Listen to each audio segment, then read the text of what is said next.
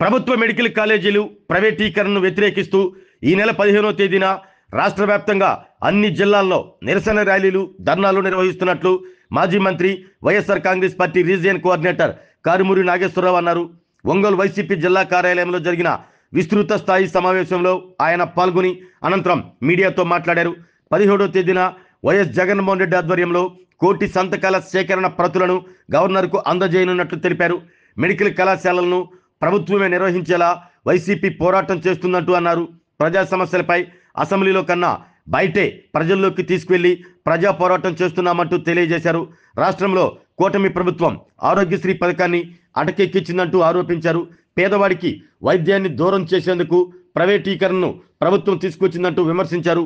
ఈ నెల 15వ తేదీన ఒంగోలు నగరంలో వైసీపీ శ్రేణులతో పెద్ద ఎత్తున ర్యాలీ కార్యక్రమాన్ని నిర్వహించడం జరుగుతుందని జిల్లా అధ్యక్షులు బుచ్చేపల్లి సుప్రసాద్ రెడ్డి స్పష్టం చేశారు. మెడికల్ కళాశాలల ప్రైవేటీకరణ వ్యతిరేకిస్తూ మినీ స్టేడియం నుంచి చర్చి సెంటర్ వరకు ర్యాలీ నిర్వహించిన అనంతరం సంతకాల సేకరణ బాక్సులను తాడేపల్లికి పంపించడం జరుగుతుందంటూ తెలియజేశారు.